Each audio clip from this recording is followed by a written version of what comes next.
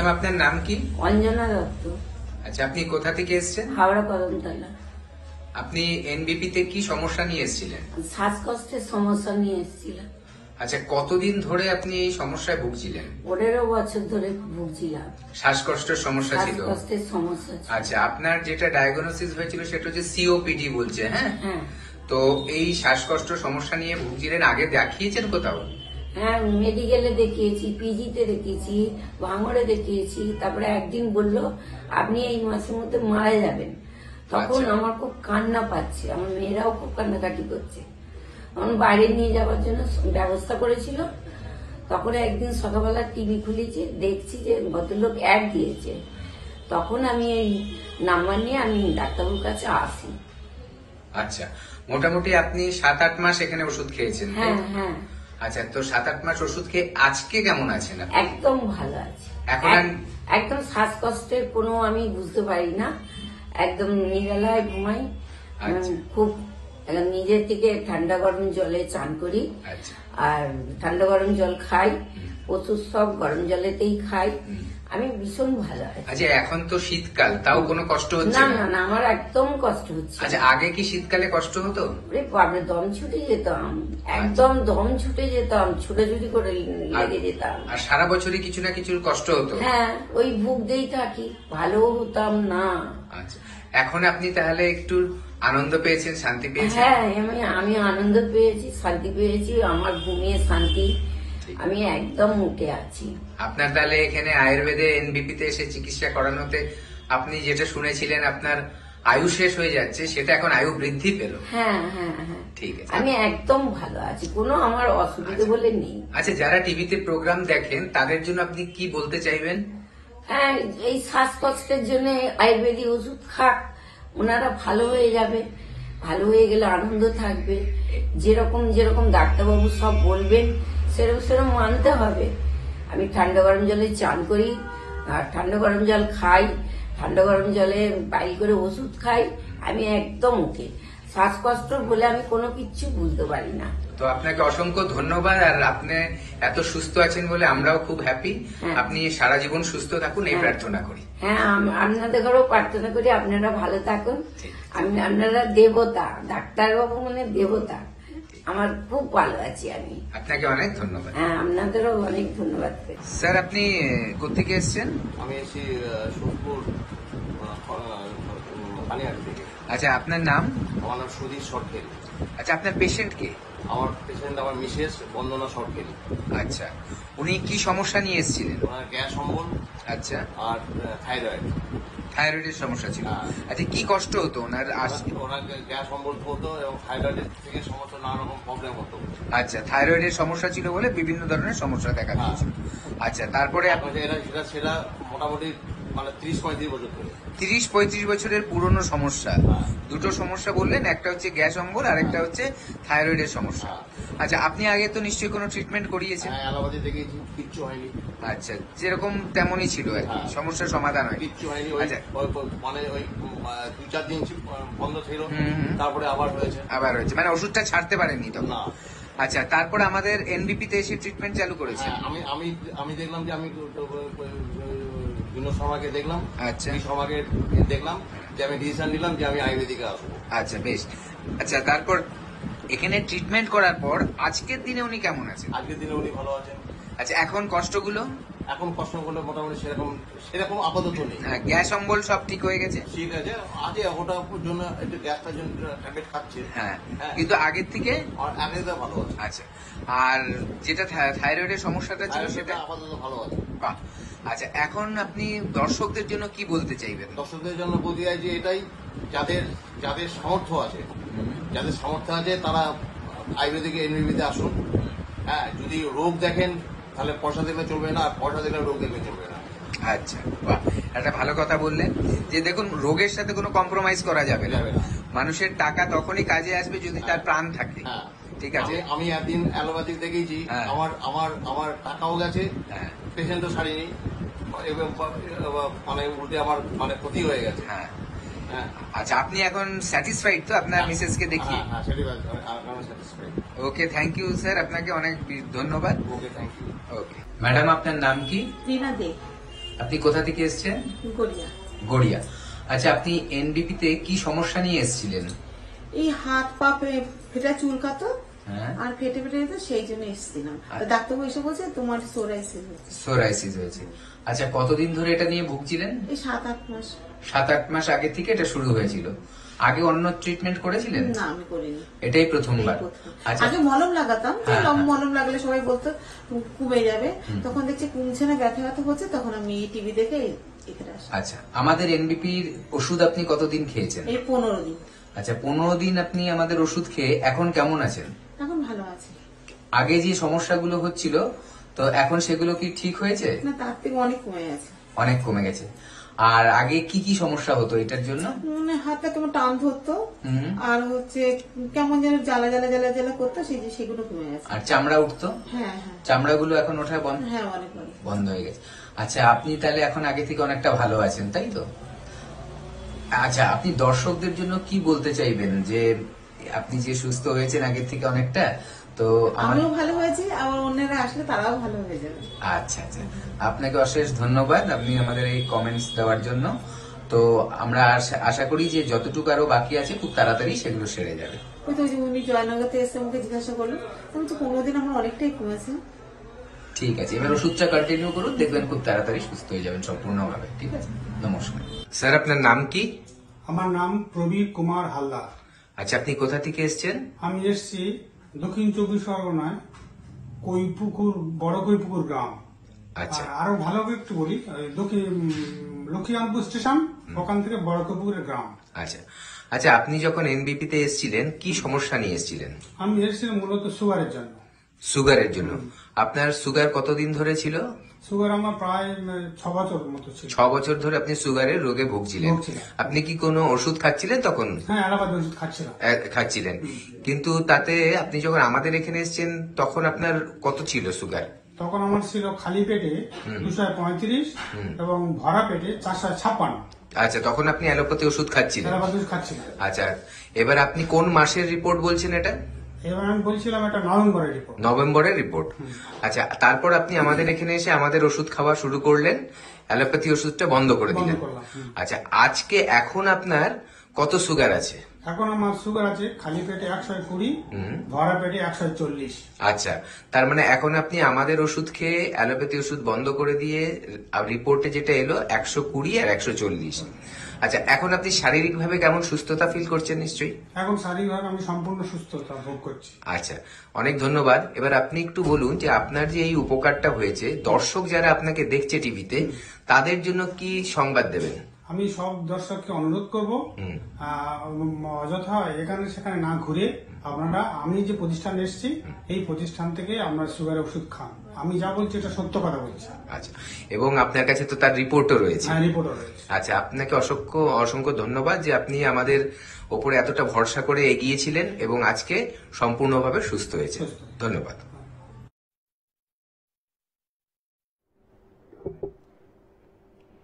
নমস্কার, এনবিপি ইউনানি আয়ুর্বেদ রিসার্চ সেন্টারের বিশেষ অনুষ্ঠানে আমাদের সকল দর্শক বন্ধুদের জানাবো আরো একবার অনেক অনেক স্বাগত। আরো একবার আপনাদের জন্য গুরুত্বপূর্ণ বেশ কিছু বিষয় নিয়ে আমরা আলোচনা করব। যে সমস্যার জন্য আপনাদের নাজেহাল অবস্থা, যে সমস্যার জন্য প্রত্যেকটা পদক্ষেপে আপনাকে যন্ত্রণা অনুভব করতে হয়, কষ্ট অনুভব করতে হয়, সেরকম কিছু বিষয় নিয়ে আমরা কিন্তু আলোচনা করি আমাদের এনবিপি ইউনানি আয়ুর্বেদ রিসার্চ সেন্টারের এই অনুষ্ঠানে।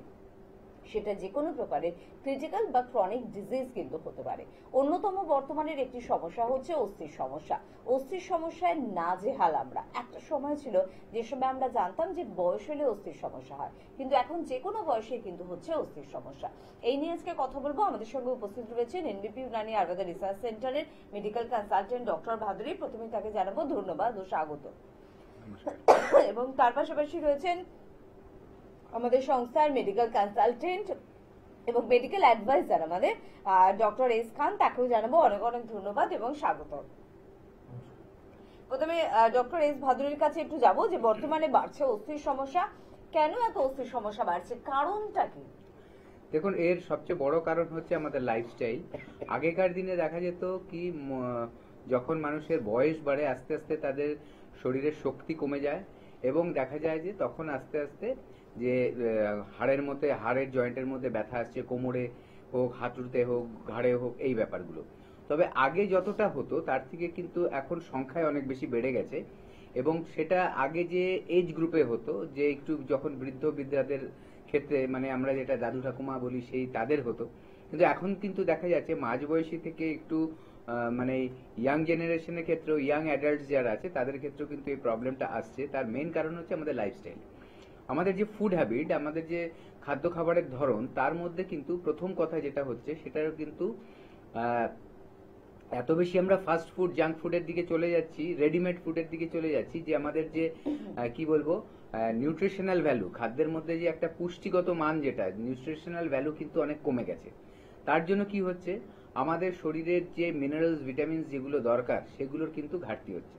তার পাশাপাশি আমাদের যে সিডেন্টারি লাইফস্টাইল, আগে কি হতো যে মানুষ রোদের মধ্যে বেরিয়ে কাজ করছে, বিভিন্ন ধরনের কাজ, কায়িক পরিশ্রম করছে, যে ব্যাপারটা সেটা কিন্তু আজকাল খুব কমে গেছে।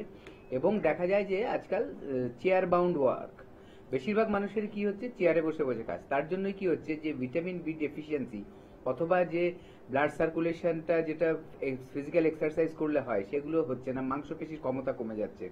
আর তার জন্যই দেখা যাচ্ছে যে মানে ইয়াং অ্যাডাল্টসদের ক্ষেত্রেও বা মাঝবয়সীদের ক্ষেত্রেও তাদের মধ্যেও কিন্তু এই জয়েন্ট পেনের সমস্যাটা দেখা দিচ্ছে।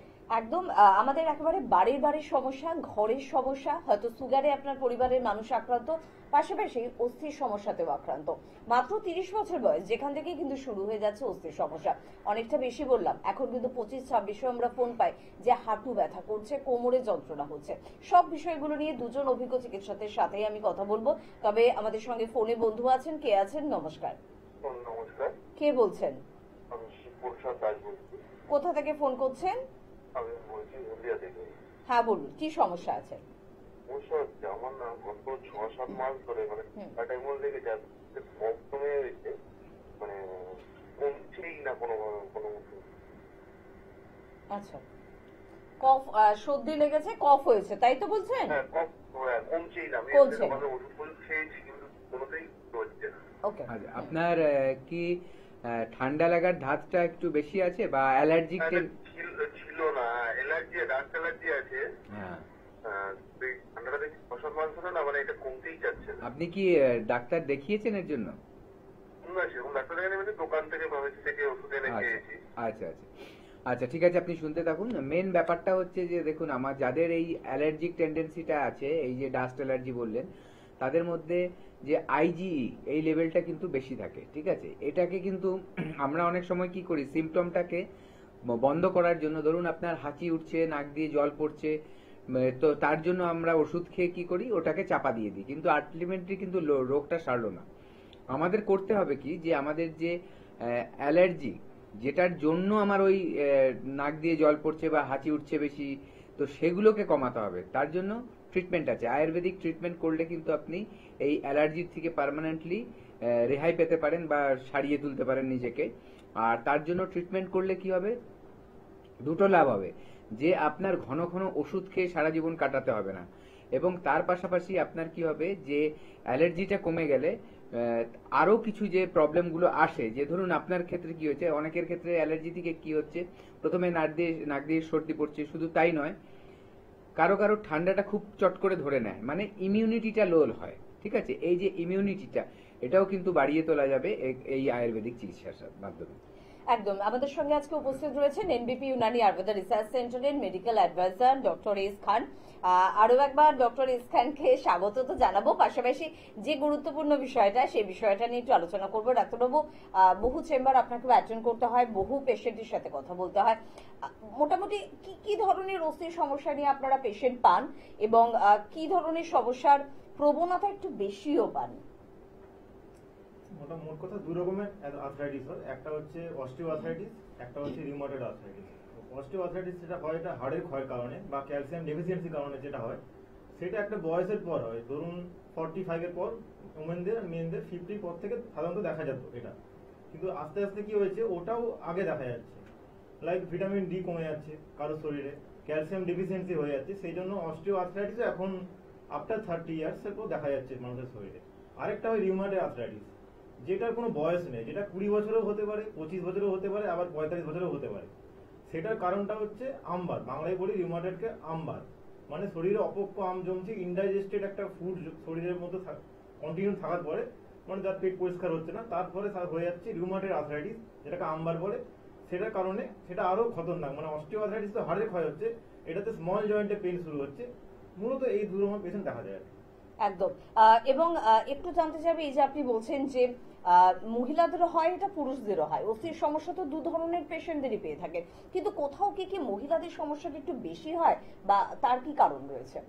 মহিলাদের সমস্যা বেশি হয় কারণ এখন তো বেশিরভাগ আফটার প্রেগনেন্সি মহিলারা তো সিজারিয়ান সেকশনটা পছন্দ করেন বেশি, বা ওটাতে পেন কম হয়, সেই জন্য মহিলারা সিজারিয়ান ডেলিভারিতে কি করেন। তো সিজারিয়ান করার পর তখন যে লোকাল অ্যানেস্থেসিয়া দেওয়া হয়, সেটার পরে পরবর্তী সময় বাচ্চা আমার ধরুন প্রেগনেন্সি 3-4 বছর পরে তার প্রথমে শুরু হয় কোমরে ব্যথা, লো ব্যাক পেন। এটা কিন্তু ওটার কারণেই হয়, মানে এটা দেখা যায় সাধারণত ওটার কারণে হয়। আর একটা এমনি তো ক্যালসিয়াম ডেফিসিয়েন্সি তো মহিলাদের একটু বেশি আসে, মানে পুরুষের তুলনায় তাদের তাড়াতাড়ি চলে আসে ক্যালসিয়াম ডেফিসিয়েন্সি। তাদের ক্ষেত্রে একটু বলতে গেলে বয়স কমে এই জিনিসটা চলে আসে আর কি। তারপরে তো আমাদের ডেইলি লাইফস্টাইল তার সঙ্গে যুক্ত আছে, আমরা এক্সারসাইজ করতে যাই না, এক্সারসাইজ করি না, কেউ স্কিপ করে যায়, এগুলোই আর কি। আর এই যে রিমোটেড আর্থ্রাইটিস এর কথা বললেন ডাক্তারবাবু, এই রিমোটেড আর্থ্রাইটিস এর কারণটা কি? মানে আজকাল কিন্তু সত্যি রিমোটেড আর্থ্রাইটিস আমরা প্রচুর পেশেন্ট পাই, প্রচুর সমস্যা দেখি, হাত পা বেঁকে যাচ্ছে, এরকম প্রচুর সিমটমসও আমরা তাদের মধ্যে দেখতে পাই। তবে কেন হচ্ছে রিমোটেড আর্থ্রাইটিস?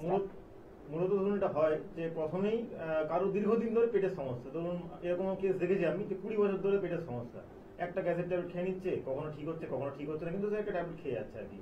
তো তাকে কি করতেছে, রেগুলার তার জিনিসটা চলছে, চলতে চলতে একটা সময় গিয়ে তা দাঁড়াচ্ছে কি যে পেটের সমস্যা, প্যান্ডি খাচ্ছে, র্যান্টেক খাচ্ছে, কমছে বাড়ছে। আফটার 5 years 10 years তার স্মল জয়েন্টে পেন শুরু হচ্ছে, like elbow joint, like wrist joint pain শুরু হচ্ছে। তখন তার যদি টেস্ট করা হয়, ইউরিক অ্যাসিড টেস্ট করা, ইউরিক ধরা পড়েছে, আরএইচ ফ্যাক্টর টেস্ট হয় ব্লাডের একটা, সেই টেস্ট করে ধরা পড়েছে। তো এই কারণের জন্য বেশিরভাগটা হয় যে আমবাত, মানে শরীরে ইনডাইজেস্টেড ফুড জমে যাচ্ছে, পেটের সমস্যা থাকছে, সেই কারণেই মেইনলি আমবাতটা হয়। এছাড়া অনেক কারণ আছে। আমরা অবশ্যই সবকটা কারণ নিয়ে আবারও আলোচনা করব, সব বিষয়গুলো নিয়ে আপনাদের সাথে আমরা কথা বলবো।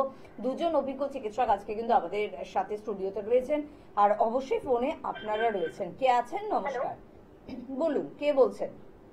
হ্যাঁ ম্যাডাম, আমি যাদবপুর থেকে বলছি, যাদবপুর পোস্টের কাছ থেকে। ওকে, কি সমস্যা, বয়স কত আগে শুনবো? আমার 22 বছর বয়স। 22 বছর, কি হচ্ছে? খাবার পরে না গলার কাছে আমার কিছু একটা মানে আটকে আছে এরকম মনে হচ্ছে। আচ্ছা আচ্ছা।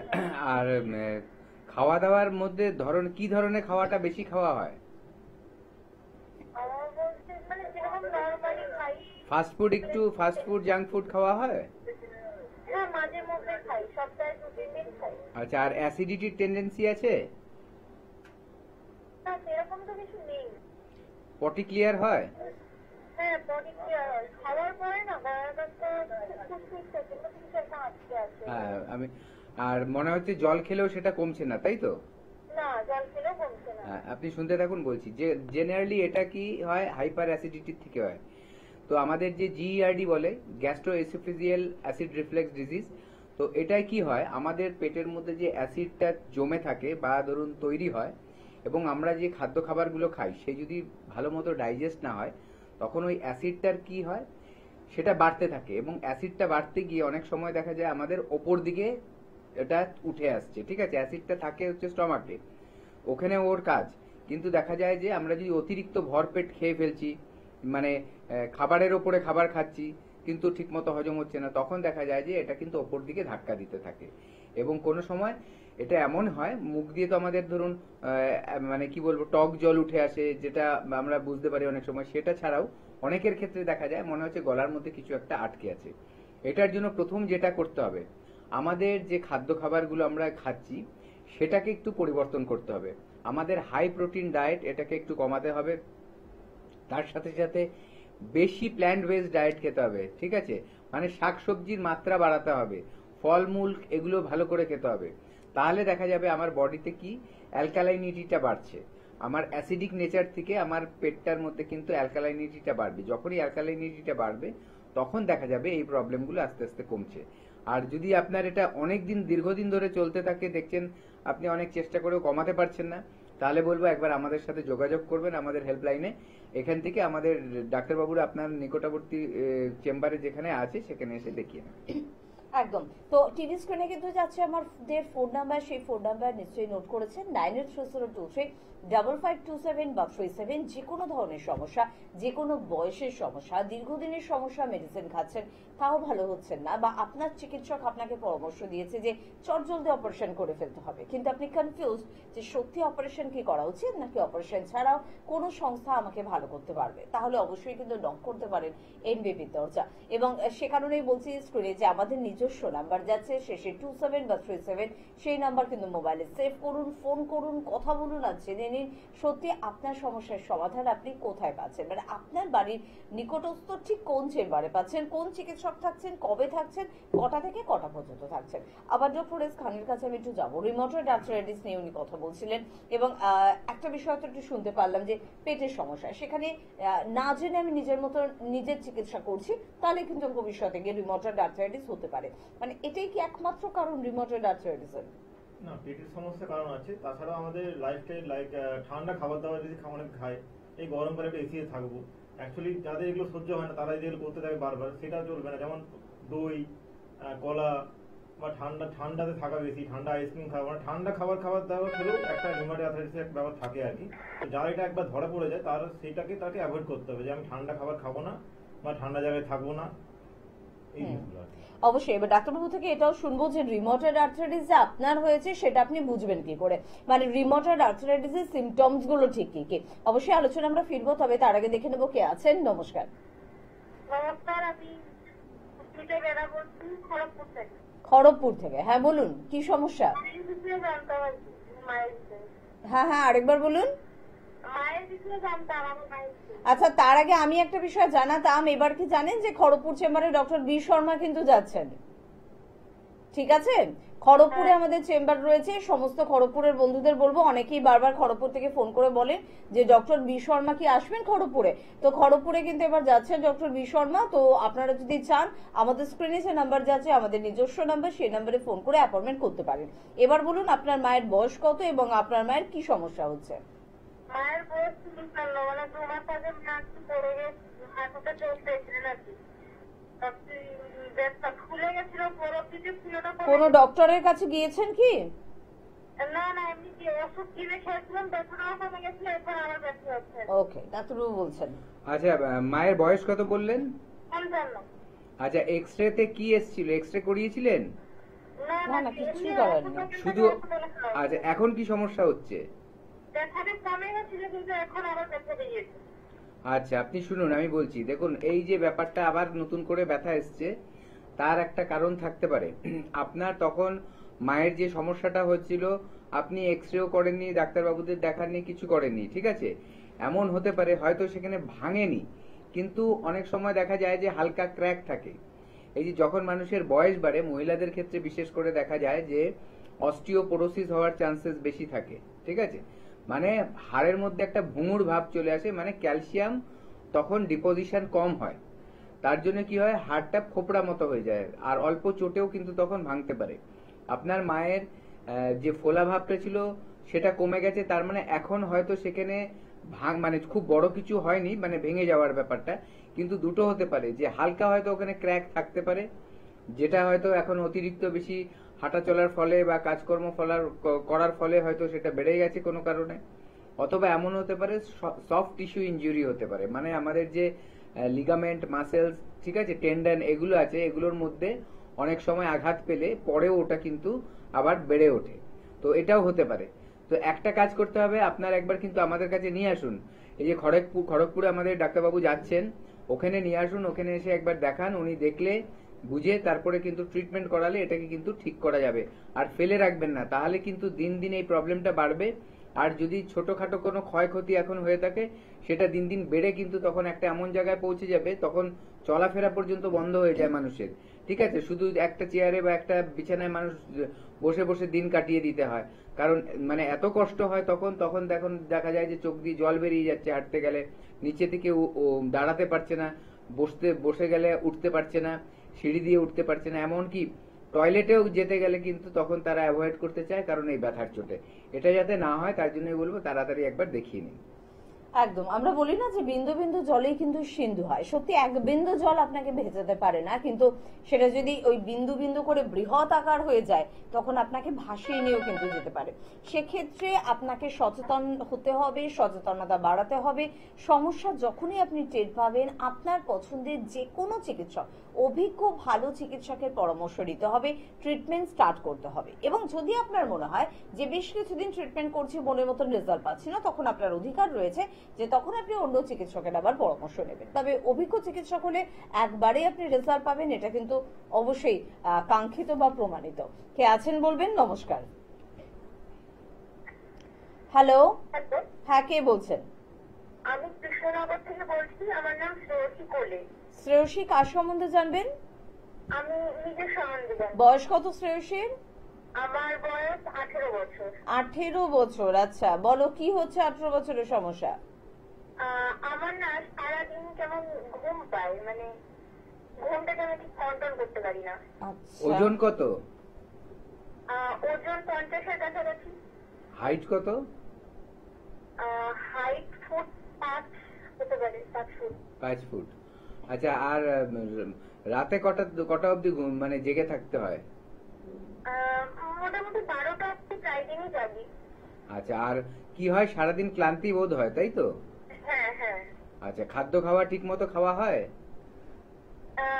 খাবার খাই, কিন্তু আমার সারাদিন খিদে পায় না, খেতে হয় তাই খাই। পটি ক্লিয়ার হয়? হ্যাঁ রেগুলার ক্লিয়ার হচ্ছে? হ্যাঁ হ্যাঁ। আর অ্যাসিড বা গ্যাস হয় কি? সেটা খুবই কম হয়, মানে সপ্তাহে হয়তো একদিন কি মাসে 1-2 দিন। আচ্ছা, ঠিক আছে, শুনতে থাকো। দেখো, প্রথম কথা হচ্ছে এইটা, এই যে ক্লান্ত ভাব চলে আসছে, মোটামুটি 5 ফুট হাইট, 50 মতো ওয়েট, হাইট অনুযায়ী ওয়েটটা ঠিক আছে, ঠিক আছে, কিন্তু আবার অনেক সময় দেখা যায় যে ওয়েট যেটা আছে সেটা চর্বির পার্সেন্টেজটাই বেশি আছে, কিন্তু মাসেলস গুলো কম আছে। এই কথাটা কেন বললাম, অনেকের কি হয়, থাইরয়েডের প্রবলেম হয়, অল্প বয়সেও কিন্তু থাইরয়েডের সমস্যা চলে আসে। সেক্ষেত্রে হয়তো তার চেহারাটা খুব বেশি মোটা হয়ে যায়নি তখনো, কিন্তু দেখা যাচ্ছে যে ফ্যাট অ্যাকুমুলেশন হচ্ছে। তো যাদের এই থাইরয়েডে, হাইপোথাইরয়েডিজের প্রবলেম থাকে, তাদের মধ্যে দেখা যায় যে তাদের লেথার্জি ভাব একটা থাকে, অলস ভাব একটা থাকে, শুলে মনে হয় আর উঠতে চাইছি না, আর ঘুমিয়ে পড়লে মনে হয় আর একটু ঘুমোই, এই একটা ভাব থাকে। আবার অনেকের ক্ষেত্রে কি হয়, যদি দেখা যায় যে শরীরের মধ্যে আয়রন ডেফিসিয়েন্সি থাকে, ঠিক আছে, হিমোগ্লোবিনের কোনো ডেফিসিয়েন্সি থাকে, তাদের মধ্যেও কিন্তু এই ক্লান্তি ভাবটা থাকে। এবং মানুষ যখন ক্লান্ত হয় তখনই কিন্তু মানুষ ঘুমের দিকে মানে ঘুমোতে চায়। তো এই ব্যাপারটার জন্য একবার আসতে হবে, এসে দেখাতে হবে।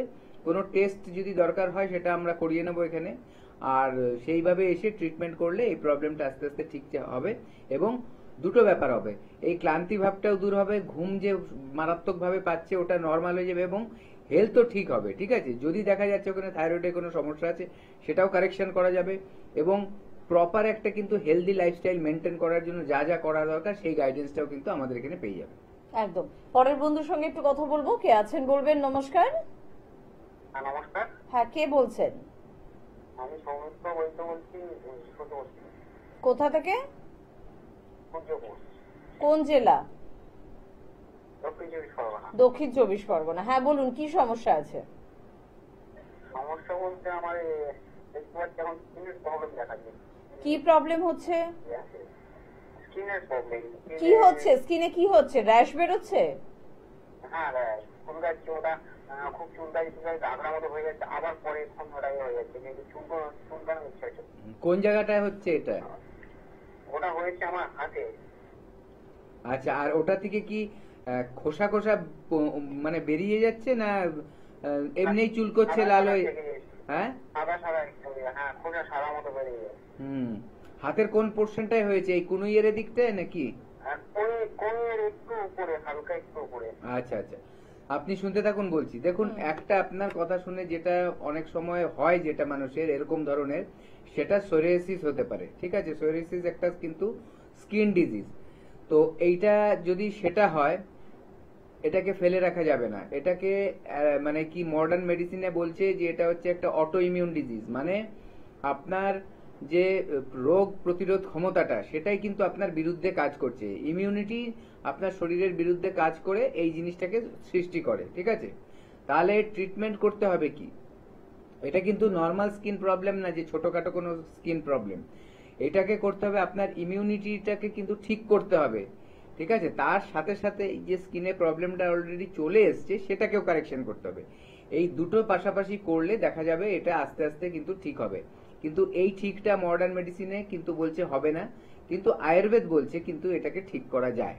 তার জন্য আপনার যদি ওই প্রবলেমটা হয় সেটা আমাদের এই কাছে এলে ট্রিটমেন্ট করলে এটা কিন্তু আপনি মানে ঠিক হয়ে যাবেন।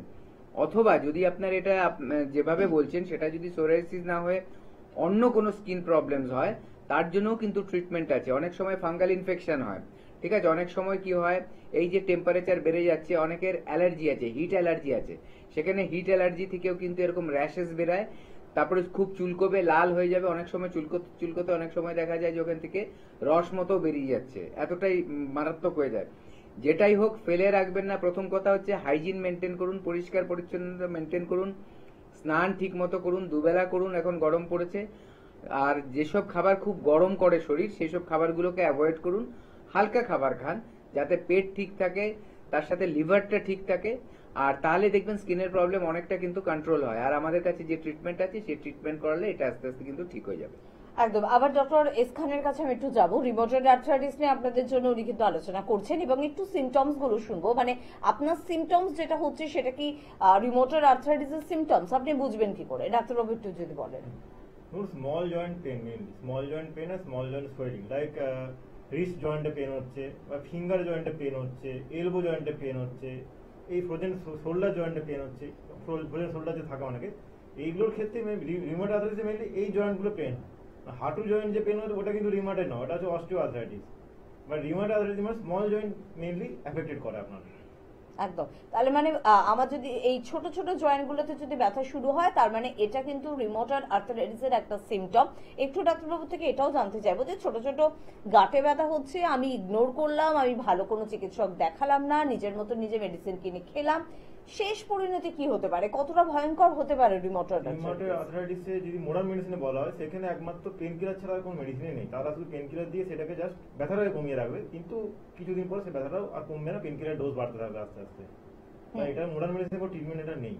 একদম। তাহলে যদি সঠিকভাবে ট্রিটমেন্ট না করি তাহলে শুধু ছোট ছোট গাঁটগুলোতে ব্যথা এই অবধি সীমাবদ্ধ, নাকি আরো কিছু বিষয় এগোতে পারে? প্রথমে স্মল জয়েন্ট, দেন বিগ জয়েন্ট এফেক্টেড হবে আর কি। কারণ আমরা দেখি যে অনেকের আঙুল টেরামেরা অবস্থায় কিন্তু আপনাদের কাছে আসে, সেটা কি রিমোটেড আর্থ্রাইটিসের কারণেই হয়? হ্যাঁ, পা বেঁকে যাচ্ছে, ভালকে এক মিনিট এই কারণেই সেগুলো আসছে আর কি। তো সে প্রথমে স্মল জয়েন্ট দেন বিগ জয়েন্ট এফেক্ট করে আর কি। 90% আরে এটার ক্ষেত্রে হয় আর কি। বেশ, তাই অবশ্যই কিন্তু সচেতন হন। অস্থি আমাদের শরীরের কাঠামো, এই কাঠামোকে যদি আপনি সঠিকভাবে সঠিক শেপে যদি না রাখেন তাহলে কিন্তু দাঁড়িয়ে থাকা আপনার জন্য কঠিন, চলাফেরা করা আপনার জন্য কঠিন, ওঠা বসা শোয়া আপনার জন্য কঠিন, কাজ করা তো আপনি ছেড়েই দিন। তাহলে এরম ভাবে বেঁচে থাকার থেকে তখন মনে হবে মৃত্যুও বোধহয় খুব ভালো। তাই জন্মেছে যতক্ষণ ভালোভাবে বেঁচে থাকবো। এনবিপি আপনার পাশে রয়েছে, এনবিপির নাম্বার নোট করুন, ফোন করুন, কথা বলুন।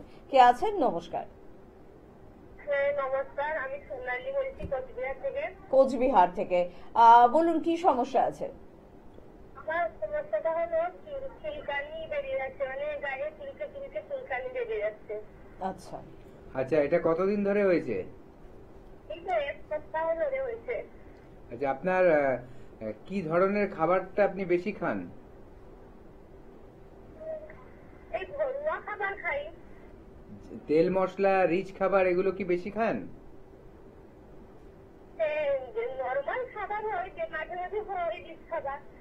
আচ্ছা, আর আপনার মানে পটি ক্লিয়ার হয়? হ্যাঁ, ক্লিয়ার হয়। রেগুলার হচ্ছে? হ্যাঁ, রেগুলার। আর গ্যাস অ্যাসিডিটি এসব কি হয়? মাঝে মাঝে। আচ্ছা, শুনতে থাকুন। দেখুন, এই যে প্রবলেমগুলো স্কিনের প্রবলেম, এখানে কিন্তু একটা ব্যাপার আছে। স্কিনের দুরকম হচ্ছে, একটা ভেতর থেকে হয় প্রবলেম, যদি আমাদের দেখা যায় যে ডাইজেশনের প্রবলেম আছে, তাছাড়া দেখা যাচ্ছে লিভার ফাংশন ঠিক হচ্ছে না, সেখান থেকে একটা স্কিনের প্রবলেম হয়।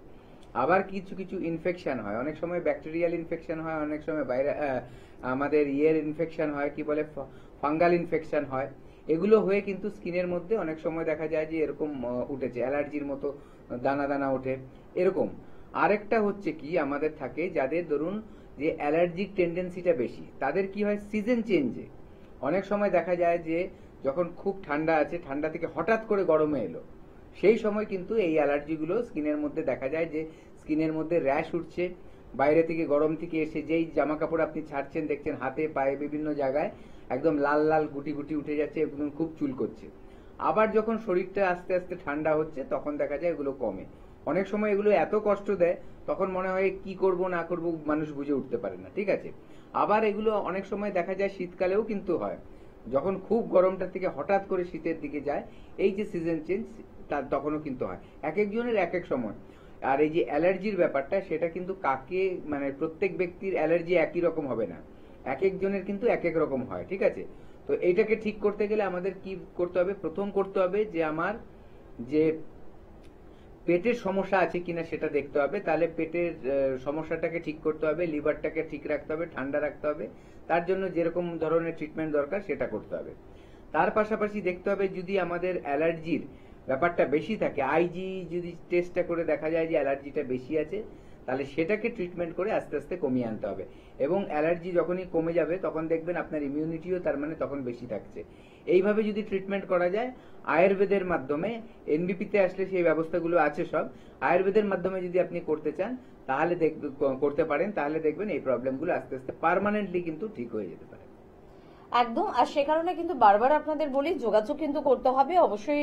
ডক্টর সুমন খানের কাছে আবারও আমরা যাব। ডক্টর এইচ ভাদুরীও আপনাদের জন্য রয়েছেন কিন্তু আরো বহু অভিজ্ঞ চিকিৎসকেরা যারা একেবারে যুক্ত এনবিপি ইউনানি আয়ুর্বেদ রিসার্চ সেন্টারের সাথে এবং আপনাকে ভালো করার জন্য যুক্ত।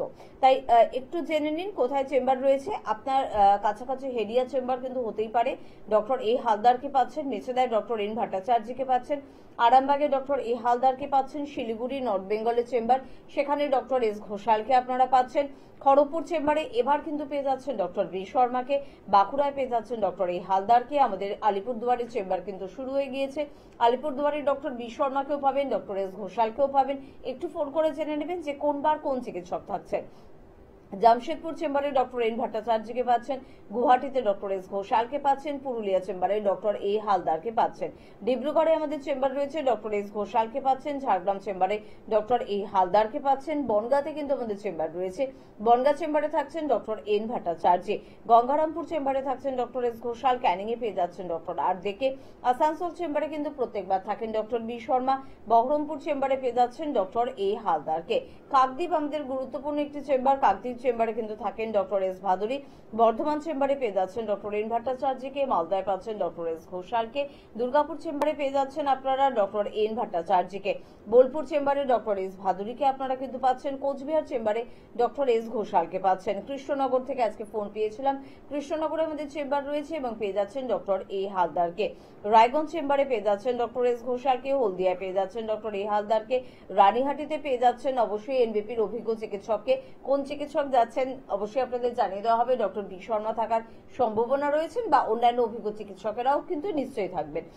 আগরতলা চেম্বারে পেয়ে যাচ্ছেন ডক্টর এন ভট্টাচার্যকে, শিলচরে পেয়ে যাচ্ছেন ডক্টর এস ঘোষালকে, দিল্লি চেম্বারে কিন্তু প্রত্যেকবারের মতন এবারও থাকছেন ডক্টর বি শর্মা।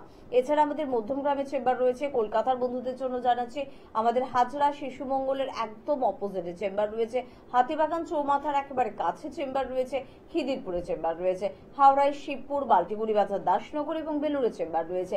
দক্ষিণ 24 পরগনা থেকেও কিন্তু আজকে ফোন পেলাম, অনেকটা বড় একটি জায়গা, সব জায়গার নাম আমরা হয়তো সঠিকভাবে জানি না, তাই দক্ষিণ 24 পরগনা যদি আপনাদের সুবিধা হয় তাহলে আমতলা চেম্বারে যোগাযোগ করতে পারেন। প্রত্যেক বৃহস্পতিবার ডক্টর বি শর্মা নিজে উপস্থিত থাকেন কিন্তু আমতলা চেম্বারে শুধুমাত্র আপনাদের জন্য। টিভি স্ক্রিনে কিন্তু যাচ্ছে ফোন নাম্বার, সেই ফোন নাম্বার কিন্তু অবশ্যই কিন্তু নোট করতে হবে। আমরা বিভিন্ন অস্থির সমস্যা নিয়ে আলোচনা করছি, আবারও আসবো।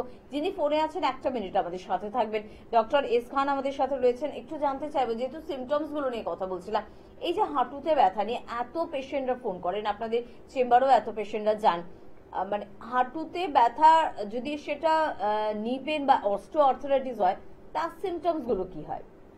হাঁটুর মধ্যে একটা ফ্লুইড থাকে, সাইনোভিয়াল ফ্লুইড বলে, সেই ফ্লুইডটা একটা বয়সের পর বা একটা কিছু কারণে, লাইফস্টাইল ডিসঅর্ডারের কারণে সেটা একসময় শুকিয়ে যায়। তো সেটা শুকিয়ে গেলে দুটো হাঁটুর যে জয়েন্টের যে দুটো বোন আছে, সেই বোনটার মাঝের গ্যাপটা একটা গ্যাপ থাকে, সেই গ্যাপটা কমে গিয়ে দুটো হাড়ে ঘষা লাগতে থাকে। তো পরবর্তীকালে সেটা থেকে অস্টিওপোরোসিস মানে হাড় ক্ষয় হতে থাকে। এইভাবে অস্টিওআর্থ্রাইটিস জিনিসটা ধরা পড়ে আর কি। মানে একটা ব্যথা, একটা ফোলা, এরকম একটা সিমটমস থাকে, সেখানে কি লাল হয়ে যাওয়ার কোনো সম্ভাবনা থাকে? অনেকে বলে আমার হাঁটুর জায়গাটা একটু লাল হয়ে যাচ্ছে, গরম ফুলে যাচ্ছে। না, ফুলে যায়, কিছু কিছু ক্ষেত্রে লাল হতে পারে, কিন্তু সবার ক্ষেত্রে লালটা হয় না। সবার ক্ষেত্রে ব্যথা হয়, কটকট আওয়াজ করে, সেই বসতে উঠতে গেলে আওয়াজ করে, বসতে উঠতে ঠিক করে পারে না, এই আর মানে কি। একটা আওয়াজও আসতে পারে। আওয়াজ। বেশ, কে আছেন বলবেন? নমস্কার। চম্পা দাস বলছি খড়গপুর থেকে। খড়গপুর থেকে বলছেন, বলুন কি সমস্যা, বয়স কত? বলে পায়ের আঙুল ব্যথা করে। পায়ের আঙুল ব্যথা করছে। পায়ের কোন আঙ্গুল ব্যথা করছে? মানে সবগুলো আঙুল ব্যথা। মানে আপনি কি চোট পেয়েছিলেন নাকি হঠাৎ করে ব্যথা করছে? না, হঠাৎ। হঠাৎ? কতদিন ধরে হচ্ছে ব্যথা? 1 মাস হয়ে গেল। কোনো ডাক্তার দেখাননি? না। দেখুন, রোগ হলে ডাক্তার দেখাতে হবে, এটা হচ্ছে মাস্ট, ঠিক আছে? দেখুন, আপনার 1 মাস ধরে ব্যথা হচ্ছে, কিন্তু আপনি ডাক্তার দেখাননি, আপনি তো জানেনই না কেন ব্যথাটা হয়েছে, তাই না?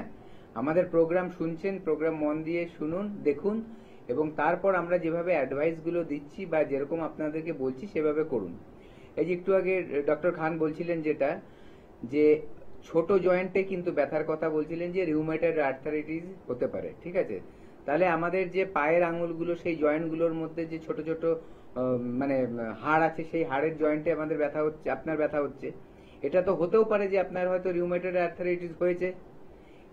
সেটা কখন প্রমাণ হবে? যখন আপনি ডাক্তারবাবুদের কাছে যাবেন, ডাক্তারবাবুরা কোনো টেস্ট লিখে দেবে, সেই টেস্ট অনুযায়ী যখন রিপোর্ট আসবে, সেই রিপোর্ট দেখলে কনফার্ম হওয়া যাবে।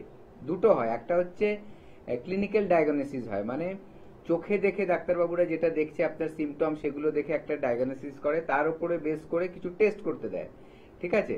সেই টেস্টের যখন রিপোর্টগুলো আসে, তখন যে আরেকটা ডায়াগনোসিস, তখন কনফার্ম হয়ে যায় যে আপনার সেই রোগটা হয়েছে। তো এটাকে ফেলে রাখবেন না। আপনার যে সমস্যাটা হতে পারে তার জন্য একটু জাস্ট একটা ঘরোয়া একটা টোটকা বলে দিচ্ছি, এটা করুন। আর যদি দেখছেন কমছে না, তাহলে অবশ্যই আমাদের সাথে যোগাযোগ করবেন। একটা বালতির মধ্যে নর্মাল জল নিন, আর একটা বালতির মধ্যে হালকা গরম জল নিন, ঠিক আছে? এবার প্রথমে ঠান্ডা জলে পায়ের পাতাটা ডুবিয়ে রাখুন, 2 মিনিট রেখে উঠিয়ে নিয়ে আবার গরম জলে রাখুন 3 মিনিট। এই 2 মিনিট আর 3 মিনিট এইভাবে করে করে ঠান্ডা জল গরম জল, ঠান্ডা জল গরম জল, এভাবে করতে করতে 7-8 বার করবেন, ঠিক আছে? যদি ওখানে দেখা যাচ্ছে ব্লাড সার্কুলেশনের কোনো অবস্ট্রাকশনের জন্য হচ্ছে, তাহলে কিন্তু ওটা আস্তে আস্তে ঠিক হয়ে যাবে। আর যদি দেখছেন এতেও হচ্ছে না, তাহলে বুঝবেন ভেতরে অন্য কোনো সমস্যা আছে, যেটার জন্য চিকিৎসা দরকার। চিকিৎসা করাতে হলে তাহলে হেল্পলাইন নাম্বারে কল করে একটা অ্যাপয়েন্টমেন্ট নিয়ে নেবেন। একদম। ডক্টর এস খানের কাছে আমরা শুনছিলাম অস্টিওআর্থ্রাইটিস সম্পর্কে, যে যদি আপনার হাঁটুতে ব্যথা হয় এবং সেটাকে অস্টিওআর্থ্রাইটিসের কারণে ব্যথা, তার সিমটমস গুলো কি কি শুনলাম। তবে শুধুমাত্র এই ব্যথা আসার কারণ কি বয়স, নাকি বয়স ছাড়াও আরো অনেক কারণ রয়েছে? বয়স তো শুধু কারণ না, অনেক কারণ আছে। খাদ্যাভ্যাস কারণ আছে, তার সাথে সে কিভাবে থাকছে, সারাদিন কিভাবে ইয়ে করছে সেটা কারণ আছে। সেই সারাদিন যদি চেয়ারে বসে কাজ করে, সিটিং আইডল টাইপের বসে চেয়ারে কাজ করতে হবে, ওয়ার্ক ফ্রম হোম বা ওয়ার্ক ফ্রম অফিস হলো, তাকে মাঝে মধ্যে হাঁটাচলা করতে হবে, ফ্রি হ্যান্ড এক্সারসাইজ করতে হবে সকালবেলা ঘুম থেকে ওঠার পর। এটা রেগুলার করতে হবে। এরকম না যে কোনো কাজে গেলাম একটু হেঁটে এলাম, এটা না, তাকে হাঁটতে বেরোতে হবে হাঁটার জন্য। এইভাবে তাকে সকালে ফ্রি হ্যান্ড এক্সারসাইজ, একটু বডি স্ট্রেচিং, এগুলো করতে হবে। আরেকটা কথা, এখনকার যুবকদের জন্য, কোনো কম বয়সী বা একটু বয়সের যারা বাইক চালায়, তারাও বাইকে তো রাস্তার মধ্যে প্রচুর গাড্ডা থাকে, বা রাস্তার মধ্যে স্পিড ব্রেকার থাকে, বাম্পার থাকে, সেখানেও আমাদের কোমরে খুব ইয়ে হয়, মানে কোমরে একটা যে লাম্বোস একটা রিজিয়ন আছে, এখানে খুব প্রেসার পড়ে। তাদের উচিত হচ্ছে লাম্বোস একটা সাপোর্ট বেল্ট কিনতে পাওয়া যায়, যে কোনো মেডিকেল শপে সেই বেল্টটা কিনে তাড়াতাড়ি পরে সেই জায়গায় বাইক চালালো বা কোনো জায়গায় যাতায়াত করলো, তাহলে সাময়িকভাবে একটা ব্যথা তো আরাম পাওয়া যায়। আর ফ্রি হ্যান্ড এক্সারসাইজ করতে হবে। আচ্ছা, এগুলো হচ্ছে মোটামুটি কারণ। এক্সারসাইজ কিন্তু করতে হবে এবং আপনার প্রত্যেক দিনের জীবনযাত্রাকে ভালো রাখতে হবে, সুন্দরভাবে খাওয়া দাওয়া করতে হবে, সঠিক খাওয়াগুলো করতে হবে। কিন্তু আপনি কি সত্যি করে উঠতে পারবেন? এতটা সময় কি আপনার রয়েছে, এতটা ধৈর্য, এতটা এনার্জি কি আপনার রয়েছে নিজের জন্য? বোধহয় নেই। আমাদের অনেকেরই থাকে না। সকালে ঘুম থেকে উঠছে দেরি করে, এক্সারসাইজ করছি না, বাড়ির খাবার থেকে বাইরের খাবারের স্বাদ অনেক বেশি, তাই বাইরের খাবার খেতে আমরা কি বেশি পছন্দ করছি। এই সব ভালো লাগাগুলো আমাদের শরীরকে কিন্তু ক্ষতি করছে, যেটা একদিন কিন্তু আপনার জীবনের প্রতি না ভালো লাগার একটা বড় কারণ হয়ে দাঁড়াবে। তাই সচেতন থাকুন, যেটা সঠিক সেটাই কিন্তু করুন। এবং পাশাপাশি টিভি স্ক্রিনে এনবিপির নিজস্ব নাম্বার নোট করতে ভুলবেন না, সেই নাম্বারে ফোন করে কিন্তু যোগাযোগ করতে হবে। কে আছেন দেখবো। নমস্কার। নমস্কার। হ্যাঁ, কে বলছেন? আমি আসানসোল থেকে বলছিলাম। হ্যাঁ বলুন, কি সমস্যা আছে?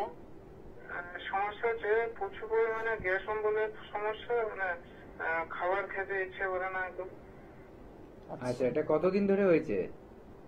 হয়ে গেল 1 সপ্তাহ মতন হচ্ছে। আচ্ছা, আগে হতো মাঝে মাঝে নাকি এই প্রথমবার হয়েছে? না না, আগে হতো না, আমি এই প্রথমবারই। আচ্ছা, এর মধ্যে কি খাদ্য খাবারে কিছু পরিবর্তন হয়েছে? খাদ্য খাবার মানে ওই একটা বিয়ে বাড়ি অ্যাটেন্ড করেছিলাম, বাস তারপর থেকেই। আচ্ছা আচ্ছা, আপনি শুনতে থাকুন, আমি বলছি। দেখুন কি হয়, আমাদের পেটের ভেতরে কিছু কিন্তু ব্যাকটেরিয়া থাকে, ঠিক আছে? যেই ব্যাকটেরিয়াগুলো ভালো ব্যাকটেরিয়া, আমাদের বন্ধু ব্যাকটেরিয়া, সেগুলো কি হয় আমাদের খাদ্য খাবার হজম করতে সাহায্য করে। আর কিছু থাকে খারাপ ব্যাকটেরিয়া, যেগুলো আমাদের পেটটাকে নষ্ট করে দেয়, হজমে ব্যাঘাত ঘটায়, এবং আমাদের দেখা যায় যে পাতলা পায়খানা হচ্ছে, অথবা দেখা যাবে পটি কষে গেছে, দেখা যাবে অ্যাসিডিটি হচ্ছে বেশি, দেখা যাবে গ্যাস হচ্ছে, এই প্রবলেমগুলো কিন্তু আসতে থাকে। এই যে বাইরের যখন খাবার আমরা খাই না, অনেক সময় কি হয়, আপনি ওটা খেলেই যে হবে গ্যারান্টেড না, কিন্তু বারে বারে খেতে খেতে, অথবা দেখা যাচ্ছে সেই খাদ্যটা আপনার পেটে যে মানে পরিবেশটা ছিল সেটা সহ্য করতে পারলো না, আলটিমেটলি সেই বাইরের খাবারটা কিন্তু দেখা গেল আপনার পেটের ওই কি বলবো, ওই যে ব্যাকটেরিয়াগুলোকে, ভালো ব্যাকটেরিয়াগুলোকে মেরে ফেললো, ঠিক আছে? এই বিয়ে বাড়িতে খাওয়াতে কিন্তু এরকম, বা কোনো অনুষ্ঠান বাড়িতে খেয়ে, কোনো পিকনিকে গিয়ে খেয়ে, বা বাইরে কোথাও বেড়াতে গিয়ে অনেক সময় মানুষ এই প্রবলেমে ফেস করে। কি হয়, ভেতরের যে পেটের ভালো পরিবেশটাকে নষ্ট হয়ে যায়, এবং সেখান থেকে পায়খানার সমস্যা হয়, এবং দেখা যায় যে তখন কি হয়, অ্যাসিডিটিও বেড়ে যায়। অ্যাসিডিটি বেড়ে যাচ্ছে কারণ হজমটা ঠিক মতো হচ্ছে না, মানে বডি ফাংশনটা যেমন হওয়া উচিত তেমন হচ্ছে না, প্রবলেম হচ্ছে, তাহলে অ্যাসিডিটি বেড়ে গেল। তার সাথে সাথে দেখা যায় যে হয়তো স্টুল ক্লিয়ার হচ্ছে না, সেখান থেকে ফার্মেন্টেড হয়ে পেটের মধ্যে মল জমে, সেখান থেকে ফার্মেন্টেড হয়ে কি হয়, গ্যাস সৃষ্টি হয়। যে এই যে প্রবলেমগুলো, এগুলো কিন্তু একটা দায়ী থাকে। আর তখন দেখবেন আপনার খিদেও পাবে না, পেট সবসময় ভার হয়ে থাকবে। আপনার যে প্রবলেমটা হচ্ছে, প্রথম যে কাজটা আপনার করতে হবে, ঘুম থেকে উঠে হালকা গরম 1 গ্লাস জল খাবেন, ঘুমোতে যাওয়ার সময় 1 গ্লাস হালকা গরম জল খাবেন, সারাদিনে ঠান্ডা জলটা অ্যাভয়েড করবেন, এবং তার পাশাপাশি সহজ পাচ্য খাবার, যেগুলো সহজে হজম হয়ে যায়, সেই ধরনের খাদ্য খাবার খাবেন, রিচ খাবার একদম বন্ধ করে দেবেন। তো এইভাবে কিছুদিন মেনটেন করতে করতে দেখবেন আবার ঠিক হয়ে যাবে, যেহেতু আপনার আগে ছিল না। আর যদি অল্প দিনের মধ্যে দেখছেন এটা ঠিক হচ্ছে না এগুলো করেও, তাহলে কিন্তু অবশ্যই আপনার ডাক্তারবাবু দেখাতে হবে। একদম। কে আছেন পরের বন্ধু, একটু দেখবো। নমস্কার। হ্যাঁ নমস্কার ম্যাডাম। কে বলছেন? আমি বর্ধমান থেকে বলছি। হুম। আমার বাঁ হাতে কাঁধে, হ্যাঁ, ব্যথা, মানে হাড়ের ভেতরে মনে হচ্ছে যেন ব্যথা, তো বাঁ হাতে। আচ্ছা। রাত্রে যখন শুয়ে থাকি হাতটা বিছানার মধ্যে রাখতে পারি না, হাতটা মনে হয় যেন ওপর দিয়ে তুলে রাখতে, তবু একটু আরাম হয়। কোনো ডক্টর দেখিয়েছেন এখনো পর্যন্ত? না না না। আচ্ছা, বাঁ হাতে ব্যথা, কাঁধের দিকে, ঘাড়ে ব্যথা আছে কি? হ্যাঁ হ্যাঁ, ঘাড়ের দিকেও যখন প্রচন্ড ব্যথা হয় তখন ঘাড়ের দিকেও ব্যথাটা যায়। আচ্ছা আচ্ছা, ঠিক আছে, আপনি শুনতে থাকুন, আমি বলছি। এই ব্যাপারটা জেনারেলি কি হয়, ঘাড় থেকেই মানে শুরু হয়। আমাদের যে সার্ভাইকাল রিজন আছে, যে মানে ঘাড়ের যে হাড়ের যে পার্টটা রয়েছে, ওখানে কোনো সমস্যা হয়ে দেখা যায় যে ওখানে নার্ভগুলো চাপ খেয়ে থাকে, ঠিক আছে? এবং ওদিক দিয়ে যদি ব্লাড ভেসেল পাস করে, সেটার উপরেও কিন্তু প্রেশার আসে, এবং সেই নার্ভগুলো যেই যেই জায়গা দিয়ে গেছে, ঘাড় থেকে নেমে সাধারণত আমাদের হাতের দুই এদিক দিয়ে নামে একদম। অনেকের দেখবেন হাতে তো যন্ত্রণা করছে, অসার হয়ে আসে, অনেকের দেখবেন আঙুলের মধ্যেও কিন্তু ঝিনঝিন ঝিনঝিন ব্যথা শুরু হয়ে যায়, ঠিক আছে? তো এর ট্রিটমেন্টটা কিন্তু হাতে করতে হবে না, এর ট্রিটমেন্টটা করতে হবে ঘাড়ে। মানে আপনার এক্সরে করলে দেখা যাবে হয়তো আপনার সার্ভাইকাল স্পন্ডিলোসিস আছে। তো এটার জন্য কি করতে হবে, আয়ুর্বেদ চিকিৎসা করলে এই যে সার্ভাইকাল স্পন্ডিলোসিস হোক, লাম্বার স্পন্ডিলোসিস, অস্টিওআর্থারাইটিস, রুমেটয়েড আর্থারাইটিস, যেগুলো নিয়ে আমরা আজকে আলোচনা করছি, এর ট্রিটমেন্ট আছে, মানে এগুলোকে কিন্তু কিওর করা সম্ভব। অবশ্যই দুটো ফ্যাক্টর আছে, একটা হচ্ছে আপনার সঠিক সময়ে আসতে হবে, যে আপনি সবকিছু করে যখন দেখছেন সারানোর মতো কন্ডিশন নেই তখন চলে এসছেন, তাহলে অসুবিধে। আরেকটা হচ্ছে আপনি সিরিয়াসলি এটাকে মেনটেন করতে হবে, যেভাবে যেভাবে আমাদের ডাক্তারবাবুরা আপনাকে অ্যাডভাইস করবে সেভাবে যদি চলেন, দেখবেন আস্তে আস্তে আপনার এই প্রবলেম সবগুলোই কিন্তু ওভারকাম করা যাবে। একদম আমরা অস্থির সমস্যা নিয়ে আলোচনা করছি এবং ডক্টর এস খান আমাদের সিমটমস গুলো কারণগুলো আজকে সুন্দরভাবে বুঝিয়ে দিচ্ছেন। সার্ভাইকাল স্পন্ডালাইসিস, যেটা এক্ষুনি ডক্টর এস ভাদুরী বললেন আমাদের যে পেশেন্ট ফোন করেছিলেন তার জন্য, একটু জানতে চাইবো যে ডাক্তারবাবু এই সিমটমস গুলো কি কি, মানে ঘাড়ে ব্যথা মানেই কি ধরে নেবো ওই একটাই সিমটমস আমার ঘাড়ে ব্যথা হবে নাকি আরো কিছু সিমটমস থাকে? না, ব্যথাটা ঘাড় থেকে নিচের দিকে নামতে যে হবে, যে ব্যথাটা যদি মনে হয় এরকম সময় যে শোয়ার দূষণের সময় হয়, মানে সময় ভারী মালপত্র বওয়ার কারণে হতে পারে, সে হয়তো এমনই কিছু কাজ করে যেখানে তাকে ভারী মালপত্র বইতে হচ্ছে, সেই কারণে ঘাড়ে ব্যথা হতে পারে। এটার জন্য এক্সরে অবশ্যই করতে হবে, এক্সরে না করতে জিনিসটা বলা যাবে না আন্দাজে। এক্সরে করার পর যদি ধরা পড়ে তখন আলাদা সিমটম দেখা যাবে এটা যে ঘাড় থেকে ব্যথা নিচের দিকে আসতে মাথার দিকে নামছে, মানে কোমরের দিকে নামছে, এটাকে সার্ভাইকাল স্পন্ডালাইসিস বলছে। একদম। এবং এরও কি কোনো নির্দিষ্ট কারণ আছে কেন হচ্ছে আমাদের ঘাড়ে ব্যথা বা সার্ভাইকাল স্পন্ডালাইসিস? এখানেও একটা যে ফ্লুইড থাকে সেই ফ্লুইডটা শুকিয়ে যায়, বা আমাদের যে L3 L4 L5 যে আছে স্পাইনে, সেগুলো একটা যে গ্যাপ থাকে প্রপার, সেই গ্যাপটা কমে যায়, একটা ডিজেনারেশন তৈরি হয়, আর ক্যালসিয়ামের ডেফিসিয়েন্সি অবশ্যই আছে এর মধ্যে। এইসব কারণে জিনিসগুলো হয় আর কি। এবং বর্তমানে এই যে এত বেশি করে আমরা মোবাইল দেখছি ঘাড় নিচু করে, মানে এটাও কি আমাদের ঘাড়ের সমস্যার একটা বড় কারণ হতে পারে? হ্যাঁ, এটাও তো একটা অবশ্যই কারণ। ঘাড় নিচু করে মোবাইল দেখছি বা অনেকক্ষণ একটা জায়গায় ঠেস দিয়ে শুয়ে আছি, মানে পুরোটা শুয়েও নেই পুরোটা বসেও নেই, যেভাবে থাকা, এটা খুব বাজে জিনিস। এটার জন্য অনেক সময় ঘাড়ে ব্যথা হয়, বা ঘুমানোর সময় বেশি কিছু বালিশ নিয়ে ঘুমোচ্ছি, যেটা নাইলন তুলো যেটাকে বলে, এটাও খুব ক্ষতি করে আমাদের ঘাড়ের জন্য। একদম, কারণ বর্তমানে আমাদের বেস্ট ফ্রেন্ড হয়ে গিয়েছে কিন্তু আমাদের ফোন, যাকে ছাড়া একটা মুহূর্ত আমরা কিন্তু থাকতে পারি না। তবে এই বন্ধু যেরকম মাঝে মাঝে আমাদের জন্য অনেক ভালো কাজ করে, আবার মাঝে মাঝে আমাদের নিজেদের কারণে অনেক খারাপ কিছু আমাদের কিন্তু হয়ে যায়। তাই ভালো দিকটাই অবশ্যই বন্ধুর থেকে নেব, খারাপ দিকটা অবশ্যই একটু আমরা দূর করার চেষ্টা করব। আপনি চাইলেই যে কোনো ফোন বা ল্যাপটপকে ভালো হিসেবেই কাজ করুন না, ব্যবহার করুন, সেটার জন্য আপনার শরীরে কোনো রকমের সমস্যা তৈরি না করে, নজর আপনাকেই রাখতে হবে। পাশাপাশি এনবিপির অভিজ্ঞ চিকিৎসকদের পরামর্শ রয়েছে, চিকিৎসা তো রয়েছে। কে আছেন? নমস্কার। নমস্কার দিদি, ভারত বলছি, অলোক বনি। হ্যাঁ বলুন, কি সমস্যা? সমস্যা বলতে গেলে ঘাড় এরকম নিচেও থাকলে আমার যন্ত্রণা করে। হ্যাঁ, আর এটা বহুদিন ধরে হয়। আচ্ছা, ঘাড় নিচু করে রাখলে ব্যথা হচ্ছে, তাই তো? হ্যাঁ হ্যাঁ। আচ্ছা, আপনার কি কাজকর্ম খুব ভারী কাজ না, বা একভাবে চেয়ারে বসে? কাজ ভারী না, কাজ হালকা কাজ। আচ্ছা, কি আপনি কি চেয়ারে বসে কাজ বেশি, যে মাথা নিচু করে থাকতে হয় বেশি? না না, চেয়ারে বসে না, আমার এমনি চেয়ারে নয়, এমনি ক্যান্টিনে কাজ। আচ্ছা, না মানে চেয়ারে বলছি না, আমি বোঝাতে চাইছি যে আপনার কি ঘাড় নিচু করে কাজটা বেশি করতে হয়? হয়তো আমি রাস্তায় হাঁটছি, হ্যাঁ হ্যাঁ, আর মাথা সোজা খাইলে কম আসে না, একটু ধরো হাতে আমি একটু মাথাটা নলাম, হ্যাঁ, আচ্ছা নাহলে একটু হাতটা ব্যথা হয়। আচ্ছা, বুঝতে পারলাম। ঠিক আছে, আপনি শুনুন, আমি বলছি। দেখুন, এই যে আমাদের যে মেরুদণ্ডের হাড়টা একদম ঘাড়ের থেকে নিয়ে একদম কোমরের নিচ অব্দি যে আছে, ঠিক আছে, তার একটা কিন্তু শেপ আছে। এই শেপটা আমরা কখন দেখতে পাই? এক্সরে কোনো একটা করলে তার মধ্যে শেপটা বোঝা যায়।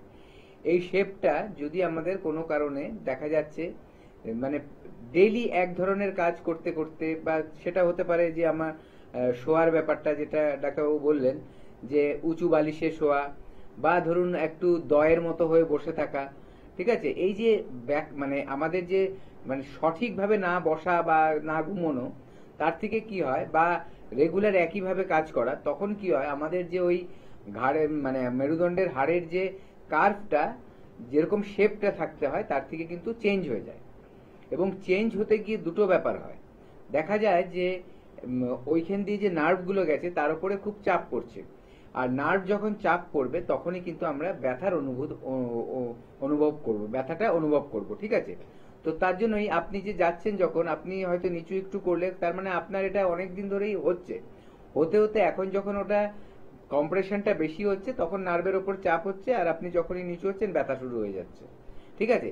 এটাকে অ্যাভয়েড করতে গেলে প্রথম যেটা করতে হবে, ঘুমানোর সময় আপনার ডাইরেক্ট বালিশ না নিয়ে সার্ভাইকেল পিলো কিনতে পাওয়া যায়, সেটা ইউজ করতে পারেন, অথবা ঘাড়ের নিচে একটা টাওয়েল বা একটা বিছানার চাদরকে রোল করে দিয়ে তার উপরে ঘুমোবেন, এটা হচ্ছে একটা পদ্ধতি।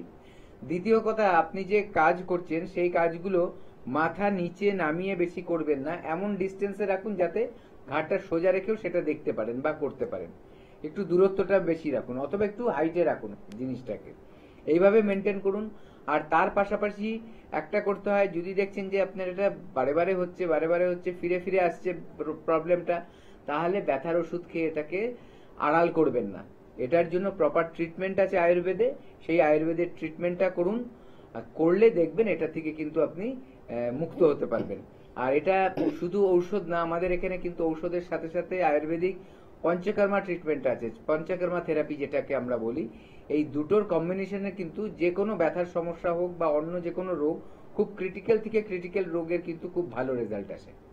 একদম। আর সবটা বুঝতে হলে, অনুভব করতে হলে আপনাকে কিন্তু যোগাযোগ করতে হবে এনবিপি ইউনানি আয়ুর্বেদ রিসার্চ সেন্টারে।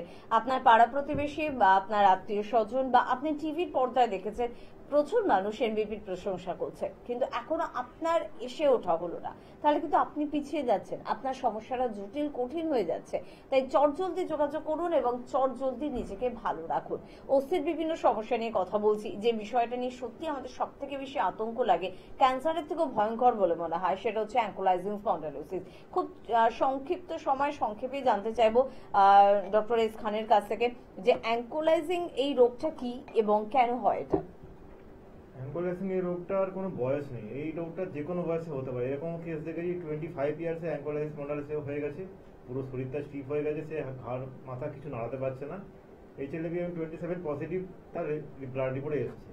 তো এটা ট্রিটমেন্ট বলাই হয়, এটা কোনো ট্রিটমেন্ট, এটা অটো ইমিউন ডিসঅর্ডার বলেই দেওয়া হয়েছে মডার্ন সায়েন্সে, কিন্তু এটা ট্রিটমেন্টও আয়ুর্বেদে আছে।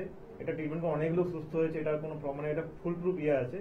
তো এটা যদি কারোর থেকে থাকে যে তার শরীর স্টিফ হয়ে যাচ্ছে বা তার কোমরের নিজের পার্টটা স্টিফ হয়ে যাচ্ছে বা কোমরের উপরের পার্টটা স্টিফ হয়ে যাচ্ছে, তাহলে ইমিডিয়েটলি যোগাযোগ করুন আমাদের এনবিপি আয়ুর্বেদ রিসার্চ সেন্টারে।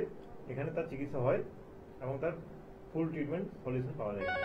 একদম একদম সময় শেষের দিকে, চট করে পরের বন্ধুর কথা শুনবো। নমস্কার, কে বলছেন? হ্যাঁ নমস্কার। হ্যাঁ বলুন। হ্যাঁ আমি কাঞ্চন দাস বলছি বর্ধমান থেকে। হ্যাঁ বলুন কাঞ্চন বাবু, কি সমস্যা? হ্যাঁ সমস্যা হচ্ছে আমার এই 15 দিন মতো হয়ে গেলো, মানে একটা কান ফুলে যাচ্ছে কাঁধে। আচ্ছা, গা ফুলে কি ফুলছে? কাঁধ? হ্যাঁ এই কাঁধ কাঁধ ফুলছে। ও শোল্ডার ফুলে যাচ্ছে। আচ্ছা, না আপনি কি কোনো আঘাত পেয়েছিলেন? না কোনো আঘাত পাইনি, আমি ভেবেছিলাম যে ঘুমানোর কোনো অসুবিধার জন্য হয়েছে, কিন্তু না বেশি মাত্র। আচ্ছা, হাত তুলতে পারছেন? দু হাত মানে যেদিকে ব্যথা সেটা হাতটা সোজা করে উপরে তুলতে পারছেন? হ্যাঁ এই ডান দিকের হাতটা তুললে ব্যথা করে। হ্যাঁ মানে একদম স্ট্রেট করে উপরে তুলতে পারছেন না, তাই তো? না না না। আচ্ছা ঠিক আছে, শুনতে থাকুন। দেখুন, আমাদের এইটা একটা যেই ব্যাপারটা, এই যে হাত স্ট্রেট করতে না পারা, এটা একটা কি হয়, আমাদের ফ্রোজেন শোল্ডার বলে একটা জয়েন্টে সমস্যা দেখা দেয়। এখানে কি হয়, আমাদের যে মাসেলস গুলো আছে, মাংসপেশিগুলো আছে, ওগুলো টাইট হয়ে যায়। ঠিক আছে, একটা আঠার মতো ওখানে অবস্থা হয়, যাতে কি হয় ওটা টাইট হয়ে যায় এবং আমরা হাত সোজা করতে পারি না। এটা একটা সবচেয়ে কমন কারণ হয় যে আমরা অনেক সময় আঘাত পাই এবং আঘাতটা ভুলে যাই এবং অনেক বছর পর সেটা আবার কিন্তু ফিরে আসে। আর আঘাতটা এমন হতে পারে, হয়তো আপনি একটা গাড়ির হ্যান্ডেল ধরে আছেন, মানে বাসে যাচ্ছেন, হ্যান্ডেল ধরে আছেন, সেখানে ব্রেক চিপেছে, হয়তো আপনি ব্রেকটা সামলাতে গিয়ে হাতে একটা ঝটকা লাগলো। এই যে হঠাৎ ঝটকা লাগাটা, হয়তো আপনি ভুলে গেছেন, তখন ব্যথা হয়নি বা হালকা ব্যথা হয়েছে, হাত দিয়ে ডলে দিয়েছেন, ভুলেই গেছেন, অনেক বছর পরেও কিন্তু এটা ফিরে আসে। তো এটার জন্য কিন্তু প্রপার ট্রিটমেন্ট আছে। ওই যে ওরকম একটা আঠালো ভাব হয়ে যাচ্ছে মাংসপেশি, এগুলো কিন্তু ঠিক করা যায় মেডিসিনের মাধ্যমে। তার পাশাপাশি যদি দেখা যাচ্ছে ওটা খুব ক্রিটিক্যাল হচ্ছে, তাহলে সেখানে আমরা বলবো যে পঞ্চকর্মা থেরাপি করতে হবে, করে কিন্তু আপনি এটার থেকে মুক্ত হতে পারেন। একদম যে কোনো ধরনের অস্থির সমস্যার ট্রিটমেন্ট কিন্তু আপনি পেয়ে যাবেন এনবিপি ইউনানি আয়ুর্বেদ রিসার্চ সেন্টারে। যদিও আজকে হাতে সময় একদম নেই, অনুষ্ঠান থেকে বিদায় নেব, পরবর্তী অনুষ্ঠানে আবারও দেখা হবে, আপনাদের সমস্যা নিয়ে আবারও কথা হবে। প্রত্যেকে ভালো থাকবেন, ধন্যবাদ জানাবো আপনাদের, ধন্যবাদ জানাবো দুজন অভিজ্ঞ চিকিৎসককে। নমস্কার।